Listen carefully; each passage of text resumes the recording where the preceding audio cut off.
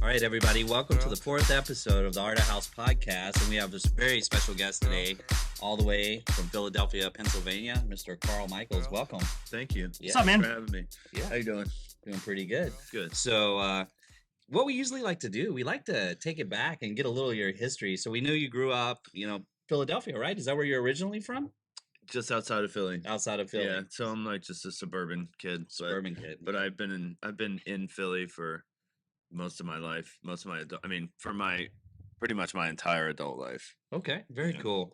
So we like to take it back, way back in the day. So, not even house music. You grew up in Philly, it can be house music if that was the biggest part. But what are some of your earliest musical memories and what really, just put you on the path to what, you're doing now with music? So I grew up between Philly and the suburb is just outside of Philly, but we got all the New York stations. So Okay. I remember hearing like New York freestyle, like it was kind of like the music that came out of the Bronx, like the Puerto Rican music, and Very cool. and it was the tempo of house music. It was like very similar. Well, let's slow down here. What are we, when we're talking about this period, what years are we talking about? I was 12, so that's Long freaking time. a long time ago. I'm 46, so We're talking 80s, like probably yeah, 87, like 86. late 80s. Yeah, okay. So it was like kind of like the 80s was a very like kind of dance music type of time. Mhm. Whether it was like Depeche Mode Lots or of synthesizers. lots of synths and It was also like the Wild Wild West when it came to music then. It almost like started establishing a lot of the music that we have now. Yeah, absolutely. And so there's all those influences. I remember hearing Dead or Alive and I was like, what is this? Yeah, Like great track. it was like hearing it was Brand New Lover by Dead or Alive, and I was like, I should have known a lot about myself, but how much I love that song. Mhm. That was like very specifically that song like spoke to me. Very It cool. was like that. It was that tempo. Yeah, the yeah. house tempo. Was it just like the tempo, or was it also like that? So at that time, that song "Dead or Alive," there's a lot of like that, almost like that synth, like wave in that, and you never Yeah. really heard that before. There was some electronica before that, but nobody really integrated like the electronics like they did in the '80s. Right. Yeah. And these bands would tour with just backing tracks because they didn't really have live instruments at all. At most, it was the first type of music that was made on machines. So what I'm curious about is like when that hit you, man, when you heard that and that hit you, was it the tempo? Was it the sound? Was it the sonic? Or what was that thing that was like, Jesus, that's it. It was- that really hits me. It was all of it. It was really all of it. It was like this androgynous figure just singing about like a lover, and I'm like I didn't understand it, and I loved how I loved not. Yeah, it was I mean, new. in hindsight, like it was like I said, it was telling me a lot about myself. Like like I came out of the closet 8 years later, and like there were a lot of things about it that appealed to me. But it was the synth. It's always the synthesizer. Would you say you were like 12, right? Yeah. So it was kind of interesting that was the time that you were kind of developing into the person you're being. Right. At the same time, the music scene itself is developing into that music scene that it is. Yeah, that it became. So absolutely. it's really kind of, and you kind of like grew with it. We came of age together. Yeah, Yeah, absolutely. And I would go roller skating. I would go to the Palace roller skating in Northeast Philly, and I would request all these songs that I heard on the college station, the Princeton College station. Yeah. And the guy would be like, "I have no idea what you're talking about." I remember that being like the weirdo requesting these songs that no one knew, and I'm like, "Oh, I carried that through too." So during this era here, like in your teenage years, your formative years, what was the radio like in Philly? Was there house music on the radio at all, or when did you first start hearing house music? on WPRB, it was the Princeton station. Okay. There was a Friday or Saturday night like dance party. It was like an alternative dance party. Yeah. And that's where they played like the rave stuff, like real rave stuff, like break beats and Yeah. like Housemaster Boys, House Nation, and stuff like that. I remember hearing that. And then I started when I was I guess when I was 15 or 16, I started going to this place called Outback Jack's. It was like just like the local suburban kind of nightclub, but they had an underage night, and the Cool. DJ was really progressive, Mhm. and it was ravey, and it was like it was just like it was I felt myself attracted to this like this music and this rave Was scene. that kind of the thing that drove you to say, you know what, I want to do that? Yeah, no, so going to that night and going there and to the club across the street was called the Fizz. I was like, I want to do this. Because I would go on my tape player and like pause it Pause and tapes. Yeah. and try to make it sound. And I would play it in the car with my dad, and I'd be like, listen, and Yeah. he'd be like humor me. He'd be like, I couldn't tell it wasn't the radio, like like it was Yeah. funny. Um, but no, I always wanted to be on the radio, and then once I started to get into DJing, I just really wanted to curate the party. So So when you said you wanted to be on the radio, you wanted to be on the radio DJing. Yeah, Okay. I always, and even on MTV, like I thought the VJs were super cool. Um, but In the 80s. yeah, yeah. Before Oh MTV. yeah, yeah, oh yeah, yeah. For anyone of a certain age, there used to be music on MTV. Yeah. yeah. So like now you've been going to some like some teen nights, like, you've been exposed to progressive DJs playing all kinds of different music, and you're making the pause mixtape. So when did the opportunity come along where you could start actual DJing? Like There's how did you get into DJing? there's a very specific moment. Okay. Um, I would go buy. I started to just buy a couple records, Mhm. and just play them on like the record player at home. We still had one. Yeah. It's the old like belt drive record player. Yeah, yeah. But then my grandmother gave all the kids $1,000, and I Nice. went and bought these big speakers and a turntable, just one turntable and a mixer. And Like I a came. direct drive turntable, like the DJ turntable. I don't remember. It was a DJ turntable. Yeah. Yeah, yeah, Okay. yeah. And my dad's like, I came home and my dad's like, I'm gonna waste some money. He said I'd like to see you make money from it someday. And I was like, and so I always remind him. Challenge I always accepted. Yeah. remind him of that moment. Yeah. I so I did that and I started DJing at like house parties in the basement and stuff. With one turntable or like No, I eventually got a second one. okay, okay. Yeah. Okay. And I would hang out at Pat's Music, which was like the suburban record store. But they're yeah. Is When this you- in when the you- suburbs or is this in Philly, the past music? And we're right on the corner of Philly. So I Okay. mean, but it was in the suburbs. Gotcha. Now when you started DJing itself, okay, I have a couple questions for you here. The first thing is like I grew up in Chicago. House music started there, Right. and it was very much everywhere. Right. Everybody's a DJ in Chicago, and Yeah. In the we airport. yeah, and well, even the mayor would have like house days, Right. but we all taught each other how to DJ. We all taught off of each other and stuff. And New York and Philly at that time was kind of hitting some of that techno scene and some of that house, but it was more like that New York style, which is a little Yeah. different. Yep. But it wasn't as huge as it was in Chicago. So, couple questions. You learning to DJ at that time, you DJing these parties and stuff. Were you just kind of teaching yourself, or did you have like a group of friends? And the other thing was like that influence of our house music in Chicago. Do you see the difference, and do you kind of notice like your your New York side, that New York area, kind of influence on your music? Yeah.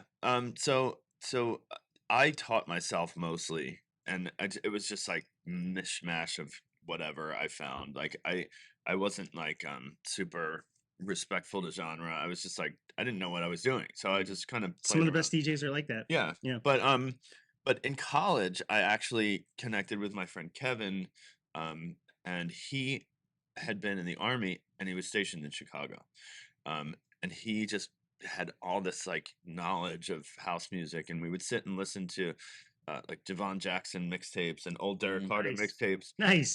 So when we both were unemployed, I had just dropped out of school in like upstate PA because I was like, I don't belong. This is Kevin V, right? Yeah, Kevin Okay. B. Yeah, He's a great DJ. I was like, I don't belong in the countryside, so I dropped out of school, and we're just kind of hanging out in Kevin's bedroom at his parents' house, like just playing with records, like playing with like Cashmere records and old Relief records. Oh yeah, yeah. Yeah, those are the days. Yeah, I mean, I learned almost all of my institutional knowledge my initial institutional knowledge about Chicago house music from Kevin. But it's almost like you seeked it out. It's a little different.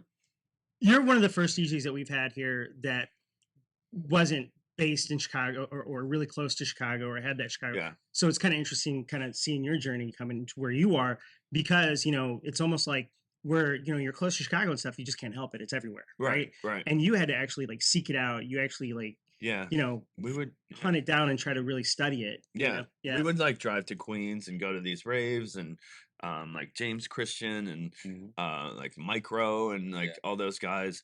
It wasn't Man, I haven't heard Micro forever. Yeah. It doesn't like the caffeine guys. It doesn't and like Joski. Yeah. Those guys were playing those guys were playing like pumping house music, like, and they would always come on at like 6 a.m, and that was the time where we all got our life, like, because it would be like so you're college age, is that what we're talking about now? yeah. Okay. Yeah. When you say you dropped out of school, you dropped out of college or I dropped I dropped my I finished high school and I finished college too, but I had dropped out of I had gone to like a state school, this Kutztown University, and I was like, I don't belong here. I was also, that was my final moment of like figuring out who I was, and I was like, this is not the place for it. so I started whatever. I mean, I started having panic attacks actually. And my dad's like, you just come home. He's like, drop your classes and come home. My dad don't like, he's like connected to me. Seems like your dad challenged you, but he also really supported you in kind of a unique dad way. Yeah. That's cool. Yeah, I had lunch with my dad 2 days ago, and he just knows everything that happens in my head. So you're in your college age right now, and you're hanging out with your friend. You guys are like really kind of just soaking this up, eating it up. What's the progress after that? When did you become the DJ? Well, before we get into that, I have a question too. I want to know because like coming up, I mean, Philly's known for some damn great DJs. Right. You got Nigel Richards, you got the Josh Winks, you got Pete Moss, you got just Rob Payne. There's so many. There's just names go on and on. So what was the scene like? 90s, like mid 90s, Philadelphia? That's what I want to hear about. My first real rave was Nigel's. So I grew up in this Langhorne, Pennsylvania, just right outside of Philly. Nigel Richards threw a rave called Scott. It was Scott Henry, Scott Hardkiss, Scott Richmond, nice, and Rabbit in the Moon. Oh my God, Rabbit in the Moon. And it was at this place called Sportland America, where we used to go to like race like bumper cars and shit like that. And all of a sudden there's 2,000 people in this place, and like we had just heard about it, and we were like, oh, we're going to this thing. You got turned out that night. Was my first time, and I was like, this is cool. Like this, we're operating like underneath the law, basically. Like, because it was like from 10 p.m. until 6 a.m, and like it was, and that's how we operated for a long time. Like I started to just go to the record store, to Nigel's record store, to 611, and buying records, just making my name known. And then Kevin Bertuccio and I and a couple of our other friends, we started throwing parties, like little outlaw parties and stuff. And then I got hired at the record store to drive to raves and sell mixtapes. Yep. Yeah. What a great career, huh? Make some money doing that. It was, I mean, we got to go to parties, and it was, it was fun. That's like when you started realizing it's actually the culture. There's a culture to it. Right. Yeah. Like a full underground network. Right. It's almost like when you go in, I remember kind of my first real rave too, and it's like you take this space and you basically just bastardize it and make it like what it never was built for. And and that's like the rave culture. It's like the rave music and all that stuff was like, we take music and then we just kind of just mix it up and do crazy stuff with it. Yeah. I remember driving around like our area and just like so ridiculously thinking we could do this, calling like commercial realtors and be like, can we rent your place for a night? And they'd be like, what is wrong with you? Yeah. But it was a fantasy. Like we would just drive and look at these beautiful empty spaces, and we were just like, we could do whatever, We used to call them and tell them we were doing birthday parties. Oh, my friend's having a birthday party. Can we rent this space for a night? There's such an opportunity too during that time. If you were throwing events, you could, to be as young as we were at that time, can make so much money too. It was Oh, I ridiculous. wasn't ever good at that. Yeah, yeah, I Do threw. you know any promoters who are good at that? Come on. yeah. Yeah, I do I actually. do. Oh, really? I do a lot. I always had to deal with the promoter at the end of the night going, yeah, the door. Oh, man. I'm not gonna I made sure to pay everyone, but I know my first party, it was like I threw on cash advances from my Discover card. Nice. Wow. Wow. And That's commitment, man. and my old friend Patty, I was like, I need someone I can trust to work the door. She works the door. She goes pee, and somebody takes like $800 from the Yeah, door. sounds about right. Yeah, Yeah, there's so much sketch going on. yeah. And ironic, like, I bring everything comes back to my dad for some reason. I'm at the end of the night, I'm just like over it. Like, I come home in the morning and counting money, and I said, "Oh, I'm like $700 short." He's like, "Here you go." He just gave me the money. Really? He said, "I Yeah. appreciate your spirit." That's awesome. You saw, yeah. Yeah, I mean, I never got better at it. So another thing too, like I want to hear too. So you're in an area, not even Philly, just that whole corridor. So many great DJs all up and down that area. Who were some of the biggest influences on you? Josh Wink was the Yes. start. Nigel was a start because he played that crunchy acid techno that I love. Yeah. Yeah. Um, and he was just a figure. Like, there was something about Nigel. He's magnetic. He's one of my closest friends to this day. But him and Josh, this guy DJ Trip, who now does sound all over the city, they were doing these parties in this shittiest possible nightclub you could ever be in. It was on Chestnut Street in the basement. Mm-hmm. Everything was illegal about it. There was probably no fire exit. But I've been in those clubs. yeah, I can't remember the name of it. Fever. It was called Fever, and it was just like, like run mostly by drug dealers. I assume. Sorry if you're watching, but Sorry, drug dealers. yeah, Or thank you. I don't know. yeah, like whatever. It was part. That was all part of the culture. But yeah, so it was Josh. I remember very vividly, like hearing him DJ, and I was like, Josh is a build up kind of DJ. So like, you got to listen. You got to be there the whole time. Yeah. And Lots I of was great and I was like memories. oh, this is so repetitive. And then all of a sudden you're like, woo, like floating in the sky. Yeah. It's Funny because Josh Wink is the one that kind of turned me on to techno. yeah. You know, that slow burn, that build. Yeah, It was almost like an orchestra. It was almost like an orchestra, kind of building yeah. to that And crescendo. sound, Yeah. panning. Yeah, I remember the first time I ever heard him play, like Yeah. at a big warehouse rave, "Don't Laugh" or whatever, and I was like, "Holy shit, this sounds amazing!" I have Yeah, a story about panning Don't back Laugh. and forth. Yeah, I was feeling that way too, but it was because I was on ecstasy. Yeah, no, I mean, we took acid and went Jesus. to Fever in Baltimore, which Yeah. was legendary. Mhm. And Josh or I don't know if it was Josh, but I heard "Don't Laugh," and I turned to my friend and I said, "What are you laughing?" Like, I literally thought someone was laughing. Wow. And because we were halfway between two rooms, and I just heard it, and I was like, "What's Yeah. going on?" Like, and my friend was like, "It's this song." I'm like, "Oh, Wow. Wow. Yeah, that was a great one. So I do kind of miss that, like that wild, wild west of, DJs now become a little bit more mainstream. You're playing at clubs now. You're playing yeah, at you're more playing established areas. Yeah. Less drug dealers. places with permits." And, Yeah. yeah, But I do kind of miss that. Am I going to live if anything happens to me? and also like there were Right. DJs No, were there so was mysterious. That was kind of the cool about that era too. You're in this room with like 2,000 kids, and there's this figure up there, and you really didn't know anything about this person. You just know the name Josh Wink or right. whoever it may be, and you're like, oh my god, so that's Josh Wink. Right, and then And but yeah. you would back then you would catch a glimpse, and then you would go about your business. Yeah, Honestly, yeah. I was gonna say I never really cared much about the DJ as a symbol or something to watch. It was Right. like, it's like, No, oh yeah, he's up there, and you really kind of enjoyed You, the da- whole you space. dance there, Yeah, you whatever. instead of just staring at a stage. You Yeah, really kind of change- enjoyed the whole. Yeah, you look at video from some of these festivals, and people are DJing for 30,000 people, and it doesn't look No like energy. anybody's having fun. Right? Yeah. I guess that many people, it's hard to like figure it out. Like it's hard to like capture it. But yeah, it just doesn't look like. Well, it's become entertainment instead and they're of an all facing the experience. DJ. Yeah. Yeah, Yeah. and it's that I don't know. I need to really like I got into this business to move bodies. You Right. know what I mean? So Yeah. like if people are just like staring. I'm like, Yeah. don't stare at me. Like, No, no, That seems if to be a I'm walking recurring down the theme. Like we've heard Yeah. that from like almost every single DJ that we've done this with. They're like, Mhm. I want to be a What part it of is, the party. fucking monkey in a They just- cage. well, yeah, that's the what thing Diz is like, said. I'm just like, don't stare at me. Right. Yeah. I did a party. There was probably like 3,000 people. It was a fairly last minute gig. It was for she's a pop star, but she works with like Calvin Harris and stuff. Okay.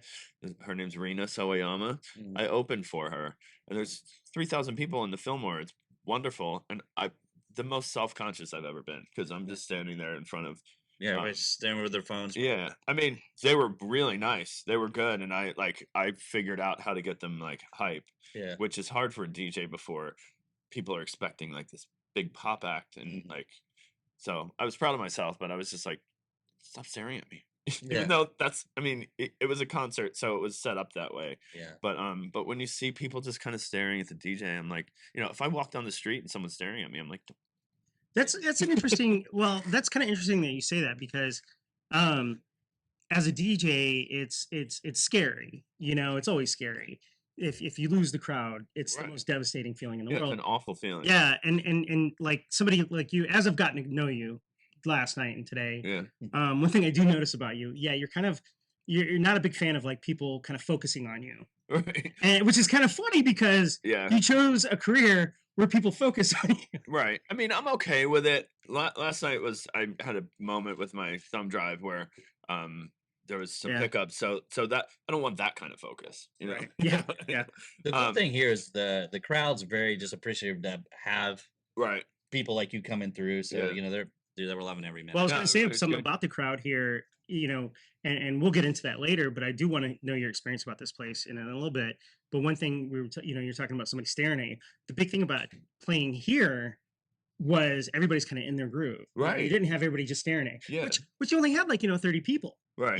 But they were just loving it. Yeah. And every time we have all the DJs that we've had come in here, that was the one thing that it was almost like back to that day again. Even though this is a legal place, and all that stuff, but it still kind of had that old school. It's I love a place like this. It's gritty. It's got its own it has like its own full personality. Yeah. Yeah. I took numerous pictures of the heavy metal tape wall. There's Yeah. actually cassette tapes of heavy metal band. Yeah. I'm like, that's Instagram. Yeah. Right. Yeah. Yeah. This place is very Instagram worthy. Yeah. No. Like over there, I mean, look how eclectic that wall is. We got Tribe Called Quest, Yeah. Edgar Allan Poe. Yeah, and I guess like, there's a hardcore show tonight, right? So, Yeah, that's cool. yeah. And it's a great room, and the sound is good. I was, and you guys brought in a great sound system last night. Yeah. That's one thing Kevin really focuses on is that he does invest in sound, which have matters. to.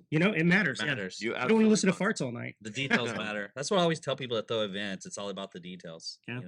It, super it important. really is. I mean, and the sound is the biggest Yeah. detail. Yeah, absolutely. If bad sound is Can't fix it. it's a party killer. It is kills the buzz.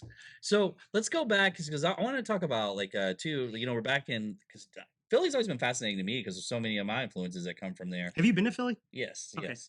But I know for me, like ordering records from 611, and I was thinking about that just now. I'm pretty sure, maybe I'm thinking wrong, but I'm pretty sure I did collect on delivery, COD. That Yeah. No, so I ran mail order. I ran mail order for I'm 3 like years. thinking, Jesus Christ, I'm So pretty sure I used to do so that. Jericho. Yeah, yeah. I think I still owe some people. We were talking last night, and he said, I remember calling you for records, and I would know who it was, and I'd be like, all right, let me go downstairs and pull some records, Yeah. and I would just kind of play them over the phone, and then at a certain point, some of my clients would just be like, just send me shit. Yeah. And yeah, COD. When they That's did that, crazy, man. I was thinking about that. Like, I just started almost like chuckling to myself because I was like, I can remember sitting at my house and seeing the freaking mail truck come up, a guy Yeah. come out, and I give him some money. yeah, and you so give I me mean, some records. And so totally different times. I mean, different times. UPS guy is not walking around with cash, and we used to do the same thing, and we Yeah. would His ass would be rocked. we didn't have the greatest credit at the record store, so our distributors would sometimes would send us COD, and we would have to run to the bank and get cash and pay for the record order. in cash. What And was it like working for that do like 611 Records? That's it so was for it, one thing I want to say for you younger people, like 611 was their satellite records, 611 gramophone, and they were a heavyweight, one of the biggest. If you were into underground dance music, you were we did. probably ordering some records from 611 in the 90s. Yep. It was Yep. fantastic. It was a full investment. I mean, there is no money in selling vinyl. You have to figure out the other streams of like. So we would sell clothing and rave tickets were a huge source of our like the commission on the rave tickets and Yeah. but yeah, I mean I forgot about that. Going to Gramophone and buying rave ticket. yeah. Yeah. So selling working at 611 was in hindsight the coolest That's probably like experience. a university of like Yeah. who all was coming through there that I mean like that worked there. Like So maybe Josh Winks and King Britt, their office was upstairs. that's just amazing. So we would just hang out. Really? Wow. So I put out a commercial CD when we got like a label deal. Nigel's like put out a CD, so we called it Disco Dub House. I licensed like 15 tracks, and I had a recording, and Josh Wink is there. He's like, "That's so cool you're putting out." He was excited for me, and Mhm. he's like, "Do you want me to master it for you?" And he did. And I forgot to credit him on the liner notes. Oh my god. Did he point it out? He still points it out. That's awesome. But what a cool guy though. Like that's a lot of the DJs that I know that are kind of at the upper echelon of DJs and stuff. Right. It's not they didn't get there by themselves. Right. It was that group, that culture, that hooking each other up and actually like supporting and growing. Yeah. That's really awesome. Yeah, I man. mean that's a cool story too because at the time I don't know I was in my own world and I didn't realize how fantastic it was that Josh had offered to I never lived in the moment. I was never I've grown a lot, but I remember him calling saying like there's a big loud turntable noise at the end of this CD. Do you want that? I said no, and he's like all right, I'll take that out. And then we sent it to the label. He and- really did like yeah. took care of it. He didn't just kind of Because I like did it by faded out. numbers, I yeah. faded out the last track, and I just wanted like a nice little jazzy thing at the end. So I just cold played a track, and he's like, you can hear you hit the button, and I was like, yeah. he said, What do a- you want, yeah. he said, do you want that for authenticity? I said, absolutely not. Nice. So when did you start, getting a little name for yourself, start traveling with the DJ thing? So a girl named Nikki Solgot was Nigel's agent, and she just was interested in everyone at the store, and Mm. the CD helped a lot. My mix CD helped a lot in 1999. Yeah. So people were getting to know me, and I was traveling a little bit, and I was doing press, and she What was the became name of that mix CD again? Disco Dub House. Is it still? Can you get it out there anywhere? I think it's like $2.99 on Amazon, but yeah. Yeah, definitely. If you get a chance, check it out. Those old school mix CDs are just amazing. Yeah, I think I might have it. No, is Josh Wink? Digitally. No, is he credited on the Amazon? No, he's not. I mean, it's too late. Yeah. All right. So let's get back on track. So so we're talking about like what was her name again? Nikki Solgot. Yeah, okay. She's not. I don't think she's not. She's still a friend of mine. She's not doing agency anymore. Oh. But she wanted to put together a tour. She just conceptualized. I have no idea where this concept came from, but I was like, I'm on board. So she put together myself and Dehoda from Chicago, Yeah, Super Yeah. Kane. Yeah. Yeah. So and then she got a sponsor. She got Porn Star Clothing to sponsor it, which all it meant was they gave us free clothing, but it was a good gimmick. Yeah. So it was like Porn Star presents Two Bitches on Tour. Nice. Yeah, and so we did 44 cities in like 3.5 months. Wow. So It that's was good. wild. I was in like, I remember the weirdest flight share was they were like, oh, you're in Charleston this weekend, and then you fly to Fargo. Oh, So it's wow. like literally like thousands of miles. Yeah. It's your first tour. Yeah. Wow. Yeah. What a tour, huh? It was wild. Yeah. Like I remember I have so many stories from that tour, and like so many stories I can't even like tell in public. Yeah, I bet. But I remember we Living that rock star life, huh? yeah, it really and I was with Dehoda and she, Yeah. Shannon's amazing. But I missed my flight, or my flight got canceled to Portland, so I got stranded in Denver. we had to be in Oakland the next day. So I flew to Oakland, and I get to our venue. It's called the Ibiza Hotel. It's purple, and it's across from the Oakland airport. Wow. And it's like a former swingers hotel. Nice. And this was when So don't turn on the black light. right, Yeah. and this was like when dial-up. This was like dial-up internet, but it didn't work. TV didn't work. And so I was like, I'm gonna just go get a bottle of Smirnoff. And so like Shannon shows up the next day, and I'm hammered.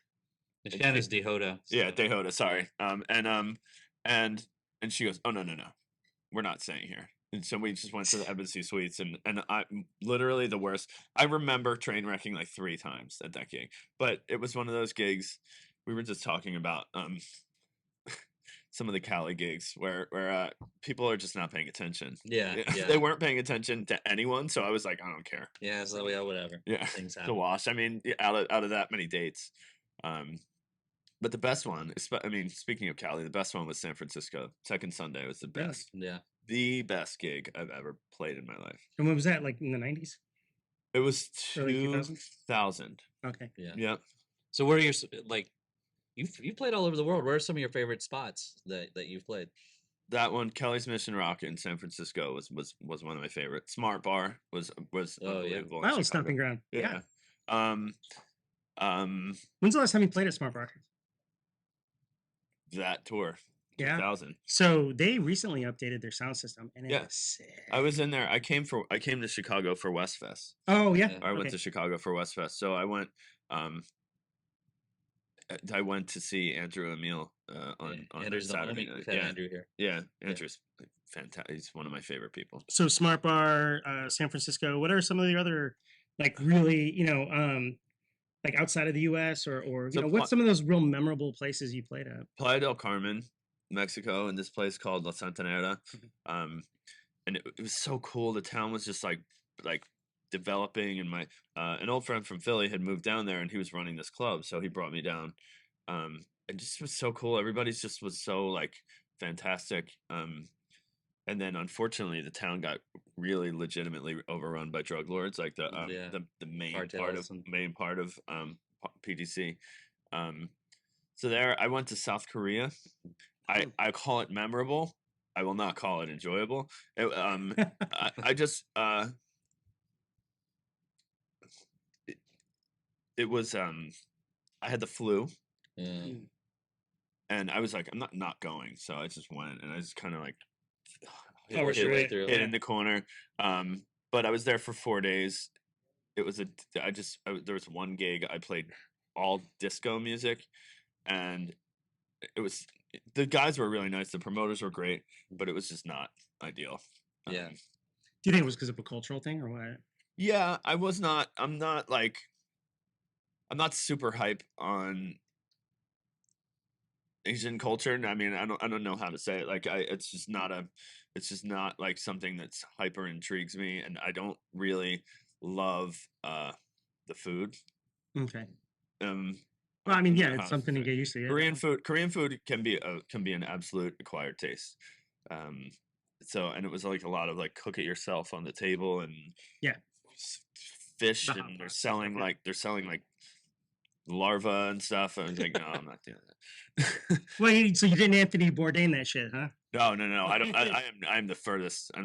You know where I ate a Burger King every day because all I had to do was hold up my 5 fingers for the chicken sandwich special. I was just like, I'm noticing that. I'm kind of getting that vibe from you, like since we've been hanging out, because I'm all about any kind of food. Yeah. I'm starting to realize like, hey man, Carl's a little picky on the food side of things. I'm not that picky. I'm not that picky. Yeah. I do like my particular things. I've discovered you like chicken. Oh yeah. So this man's a chicken man, everybody. So Yeah. if he comes to your city, have some chicken ready. Yeah, I mean that's all I eat. I had wings last night, and then I had a chicken sandwich afterward. Yeah. Get that Popeyes ready. So Yeah, I eat Popeyes all the time. I love You have to be ready for a full, like, kind of sick to your stomach for a few minutes afterward, but Yeah. it's delicious. it's legit what's going on. I have another question too. You say you kind of came out like probably late teenage years. So how about the gay circuit of things? Have you been involved with that with the music? Or Yeah. Yeah. Is that something that also influenced you? Because Yeah. that was the other thing that and I keep going back to my experiences, right? I grew up with that just being out in the open, and with house music and stuff, it was about accepting of everybody. Right. And so, in the 80s, it was hard to be gay, in the 90s as well. But for some reason, that culture was like, no, we're good here. So was that part of that thing that also kind of drove you to be a part of this and want to live this? Yes and no. Okay. There's a difference. So I am from a fairly uh in Philly. There was a house scene, and there was like the staple. Some of the staples of the house scene were gay men, but it wasn't like really built in. It's not like Chicago. Like Chicago, like deep house music is synonymous with um there's a lot of, I feel like there's a lot of acceptance, like, and Yeah, I that feel like diversity. It was I feel like well, it's it actually was full it grew diversity. from diversity. Right, right. Because a lot of people didn't feel like they could really be themselves at certain places. And then, the warehouse, you could go there and you could be whatever the fuck you want. Right. And it was absolutely fine. Yeah. So my introduction to the gay world was because we used to throw deep house parties, and there was not a huge like gay influence at these events, even though the music that we were playing Yeah. was highly influenced. But I remember sometimes if I played too many vocals, like jokingly, Rob Payne would say, "Oh, you're gaying it up in here," and I said, "Do you know where this music came from, sir?" Yeah. And my introduction to the actual like gay scene circuit was working in the gay bars in Philly. I started DJing a little bit, but I hated the music because it felt like it was so loud and annoying. Like the circuit music is super Yeah. loud and annoying. It's like bam, bam, Well, it's bam, almost bam, like bam. it's like gaining up like to level 12. It's just like so much. It's Too dramatic Too or We're flamboyant. dramatic. Yeah. Yes. I don't mind flamboyant. Dramatic is it's, but it's like fake, like it's like trying too hard, I get you. it's not genuine. It's not honest. and Yeah. it's legitimately, this is a blanket statement, so it's not like I don't think I mean this entirely. It's a lot of it is drug music. Like it's based on like the pots and pans, like boom, boom, Yeah. boom, boom, Yeah. and then it build up, and then it's screaming lady, and Yeah. then, And becomes predictable too. yeah. Yeah. But like that was all night dance party, like Tina music, like crystal meth music. Mhm.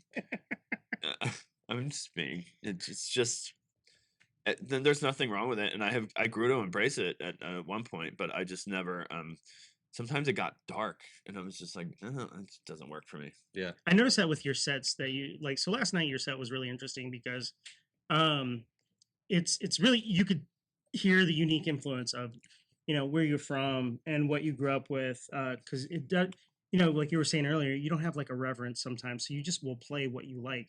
Right. And that's the other thing that we see from a lot of the DJs, like Komet said that, and Diz was the same way. It's like house music is not just this one sound, and so it allows you to be kind of honest in your thing. And I've said this before when we've been doing these, and I've said it a billion times. Like my favorite DJs have always been the ones that are unpredictable. I don't want to know what's coming next. I want you. I want to hear your story, and I don't want to sit here and like, all right, he just started playing. 30 minutes later, I'm hearing this, a flat line of Yeah. The same predictable. BPM, The same Jack and House Yeah. group, whatever it may which is be. Yeah. wonderful. Yeah. But like I like a vocal, and then some weird shit, and Yeah. then like some of the Jack and House like that was what we were tracks. saying though. We were talking about, in the gay circuit, it was almost all predictable. It Right. was a little over dramatic and it wasn't honest. Where I was gonna say, your music last night, you did kind of come to some of that drama, but the drama was genuine, Right. and it wasn't doing this to just get love me people. Right. Right. It was like, this is part of that story you want to tell that. Yeah, I am naturally kind of visceral and dramatic, and I fly by the seat of my pants. So the way I mix, DJ like that I too. throw things in, Yeah. I take things out, and I don't. Sometimes I don't love that. Like when if I record a set and I listen back, I'll be like, oh, it's choppy, but that's how I mix. That's how I go.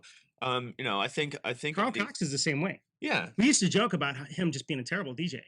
And it was like because he didn't do a perfect mix. Right. But it was amazing sets because he would just hammer shit through, man. And it was like you had to like commit to him mixing, you committed to the story he told. Yeah. So part of what I do is I like to ride stuff. So I'm like, when do I take this out? Because like these two songs have been playing over each other for X amount of minutes. I think that's a lot of that East Coast, Midwest style of DJing. I think a Yeah. lot of this that came up in that rave era play like that. You know, Yeah. just long mixes. Yeah. And people even ask, they're like especially like some of the newer DJs, they're like, I can't hold it that long. I said, well, it takes a long time to just be able to like turn around and like have a drink and smoke a cigarette and have some buffalo wings and still be mixing. Yeah. You know, like I remember It's a little easier now with the a little bit, so yeah. yeah, with the BPM stuff. But Yeah. but I remember we had Derek Carter come play, and he's literally drinking 3 records playing all turned up. Yeah. And he's like, "Hello, how are you?" Like next, you know, talking to people. Crazy. Yeah. You know, and I don't think he's like that as much lately. I think he really tends to focus, but sometimes if it's a party, Yeah. like you're just like, all right, when you get in the groove, it's hard to break that groove. It's that style of playing too. It seems like with a lot of these younger DJs, it's becoming a lost art. Just and one thing to this day, when young DJs ask me like about playing, they're like, I always tell them what you need to do is learn to control your records. Don't let them control you. So Right. you know, like me, I have a permanent dent in the side of my finger in the shape of a pitch control, Yeah. like a permanent callus from so many years of doing this. Is that the first time he's told you about the dent? Yeah. He Yeah. tells me about the dent all the time. Anyway, but my point, I guess, with all that is like, you know, just that ability to really control your music. I think it's almost becoming dying art with a lot Yeah. of the younger cats. Yeah, you So, have to own it. You have yeah. to be like, like this is part of the journey, and I'm controlling the journey. You know, the other thing is that you're talking about younger DJs and stuff. I think one thing that I noticed about how you play and part of your story, you were talking about, I played this one place and I crashed, Right. or I wrecked here and all that stuff, but you survived. You played through it, and I Yeah. think that people who DJ need to have those moments to realize that it's okay to screw up, Right. and it gives you the freedom to explore now. It's a life Because you're not lesson. trying to put together the perfect mix. You're like, I really want to try this. Let's see what happens. Right. And if it's screw up, screw it. I'll play through it and get through it. And Yeah. It's not that serious. It's a party. That's one thing I've realized too over the years. My first 10 years of DJing, I was so about being technically perfect. Like every mix Yeah, had to be me like too. just Yeah. programmed, like everything had to be like if something drifted even a little on my set, I'd be mad for a day or two. Yeah. But now, like, as I've gotten older, and I've realized, and if I'm not going to name, but a certain DJ in Atlanta that I have a lot of respect for. I remember hearing him play one night, and he was a legend, but he just wanted to play Stevie Wonder. He just dropped that shit in, like Yeah.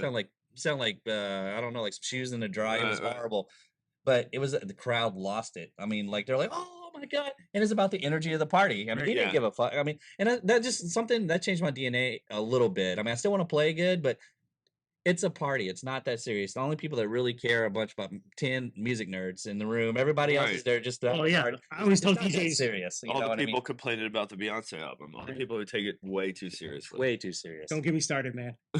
I feel you. I feel you. No, It's the other thing is like like as a DJ, some DJs forget what their job is as a DJ. It's to entertain, Right. It's to get people dancing. You could have the most perfect mix, the most Yeah. stellar songs, something that is very interesting and complex. But if nobody's dancing, you're not really doing your job. If you're not part of the energy of the room, Yep. then nothing's going to work. Yeah. You That's have to something, yeah. engage. You have to be engaged with the people. If no one's there, that is your job. Um, it- it- so if you accept the gig, do what you can. You know what I mean? Don't be an artist. Like Yeah. it's fine to be an artist a little bit. I mean, because that's what we are. But don't DJ to the DJs. Right. Right. Right. Don't like try to if you try to impress music snobs, it's a losing game. Yeah. Now, when you did that tour, was that kind of the kind of culmination? That's when you were like, I'm a DJ. Was that kind of that crescendo of like, I'm where I need to be now, and now you just spent the rest of the time kind of building on that, or was it kind of ebb and flow? Well, so I mean, was there any time where after that tour where you were like, I can't DJ anymore, it's not really me, or did you kind of just keep going that path? 9/11 happened. Yeah. So we were touring. We toured before that. And I was like at Red Bull Music Academy with Derek in New York. And then we were there when it happened. So you were actually in New York City Yeah. when this happened. And then everything kind of tanked. I had to go, like, everything like had started to just go downhill. So I went. I mean, I got full-time jobs. I still DJ'd locally. Mhm. And I still just worked on music, and that's kind of where I've been. As you get older, you have to. I mean, you know, Yeah, this doesn't sustain everything. absolutely. So I I kind of I cobble together my living with I do I'm not, you know, Yeah. I'm fine, but I do marketing. I also do marketing design and stuff like that. It's sort of it's the DJ trajectory. Like you go, it's a creative, still a creative Yeah. field. Yeah. Yeah. So so let's think about today. So tell us some of the stuff that you're doing now. Like are you I holding any residencies or just playing one-offs here and there? Or? I have my own party called Mother in Okay. Philly. It's just all house music and Mhm. but I'm trying to like Is that like a regular party or what? every monthly. Yep. Yeah. And it's at this place called Liaison Room. The best sound in the city. Nice. Function One Guess we'll sound. have to go out there soon. Yeah. Yeah. Yeah. Yeah. Is there a and champagne room? Do I get to hang out in the champagne room? there's like it's the coolest spot. There's like a full like ornate like old man's like parlor Mhm. in the whole on the other Oh, side. that's Yeah, badass. yeah, it's super cool. It's like beautiful, like wonderful, like wallpaper and like leather banquettes. It's a really cool place. It's a great Um, sound. And it's everything. cozy, but the sound on the dance floor is Function One, so it's Oh, like yeah, crisp. the clearest possible sound. We you could be can having get. this conversation, but it's beaten. Yeah, Yeah. yeah. No, you could have a full conversation on the dance floor. Yeah. Yeah. It's like Twilo, and back in the day, Makes you it was the smile, Function like One. when you play on those kind of systems. Yeah, oh, it's Yeah. the best. Or just being in those rooms. Unless you Yeah. screw up, then you're like, ooh, I Yeah, hurt you that one. can really hear it. Yeah, I know, right? Yeah, Is it now? So you got that monthly, but then you're also, you came to Knoxville. yeah. I'm curious about, when Kevin approached you to come to Knoxville, what did you think about that? Were you like Knoxville, or No. were you like excited about it, or He's been to this area before. I Oh, I yeah. play I played in a cave. shows you how Yeah. much I know? I played in a cave with him. Pardon me. I played in a cave and somewhere around here. Yeah. Oh yeah, no shit. There was there are this series bats. of cave parties. Yeah. Yeah. Like probably 2,000 Legit people in the bats? cave. Bats like flying out. I mean, I was Most surreal thing. These crazy. Imagine like lasers flying. It almost looked like you're inside of the cave is like the size of like a big like amphitheater. It's massive. big. And the cave actually goes back 2 miles, but it was a little ways Right at the back in mouth. there, and there's lasers flying. And at a certain part there in the night, you just see the lasers and the lights, and through the lasers, you can see the bats going out for the night. You can just see thousands and That's thousands awesome. of bats. And then on the ground level, you have like probably 2,000 kids. Yeah, yeah. It was insane. We actually had a rave in the cave in Illinois with Okay. Woody McBride. He came out for that. Yeah. I just saw Woody's name this morning. He's I love Woody was always a very close friend of 611. Him and Nigel put out his music and stuff. I love Woody style, man. Yeah, I love that he's good. crunchy Acid beat. techno. Yeah, Yep. dude. Oh, good stuff. DJ ESP. Yep. I still remember those records. Yep. So We bought their whole catalog. 611 had bought the whole Communique catalog. At oh one point. wow. Okay. Yeah. Nigel would make impulse buys. Yeah. So getting you to come out here wasn't a cave though, but I mean, how was your experience last night? Would you It was great. Yeah, yeah. Yeah, no, people are hyped. People are into it. And I'm happy to be here. I appreciate you guys having me. You come back, right? Absolutely. Yeah, awesome, Absolutely. awesome. And Asheville should be fun tonight. Yeah. If you guys don't know, he's heading up to Asheville, North Carolina to do his thing. I guess I'm going with him. So yeah, we're gonna have a good time up there. So Yeah. it's always fun playing there. They love music, so I've never been to Asheville. you're gonna have a great Yeah. time. So I've been to it's like a little Portland in the South, is what I always call it. Oh, that's cool. Yeah, Yeah. That's a really interesting way to look at it. I've never. yeah. You're right, That's yeah. the way I always think of it. Portland's we can go on. Yeah. Well, I want to say personally, I really appreciate you coming out here. Oh, Yeah. thank you. I Thanks for having me. seriously enjoyed your set last night. you. I could definitely hear the influence of all the stuff we talked about today. And I Right. think that's the one thing about these podcasts that I want to kind of point out is, people think of DJs as just this guy's playing music, but they're cultivating, they're creating things for you, and they bring this atmosphere that is unique to each DJ. I definitely see the uniqueness to each DJ, and it's a great experience. And I haven't had a good experience like that in a while, man. I really enjoyed Oh, the cool. whole set, man. I Thank you. appreciate that. Yeah. It Thank was you. great. There was I a lot of appreciate people that. who also mentioned how That's unique awesome. that set was. It was really great. Thank you. And we recorded it, and it'll be on our YouTube page. Oh, cool. Let me hear it first. But no, Too late. We went live for no, that one. I don't. That's, So- I mean, it was live at the time, so it's fine. Yeah. Yeah. All right. So I guess we can go ahead and start wrapping things up. But is there anything that you want to talk about before we go today? No, I think we covered a Yeah. ton. Yeah. A ton. But no, thanks for having me. I'm excited to be. I'm happy to be here. I had fun last night, and Yeah. and I'm really excited to kind of hang out in the mountains. Yeah. Kind of see. I'm gonna go to the. Don't drink moonshine, dude. Just don't do it. You'll Oh. regret it. I had a really bad experience with moonshine in The well tequila already kicked your ass up. yeah. I had a bad experience with moonshine in New Orleans. I'll never touch that again. It was at a corporate event, oddly enough. Really? Yeah. Yeah. Got hammered. Wow. I had to see HR. Jesus. Don't you love it when you become like a subject of a HR, rule? In front of our biggest clients. Luckily, they're whatever. I made it out. Okay. Made it alive. All right, guys. Well, we're going to go ahead and wrap it up. So once again, thanks again to our guest, Carl Michael. A little piece Thank of, y'all. of he's a legend, guys. I don't know if you realize this, but from that area, and he's humble guy, but he's a big part of the tradition of Philadelphia's amazing electronic music scene. So thanks Thank again, my you. friend. Listen, if you guys see him, tell him that you saw him on this podcast. Our podcast will be on YouTube, also on Spotify. So if you're on YouTube, like and subscribe. Thanks a lot, guys. Yes. Until next time. And that's a wrap, bitches. All right.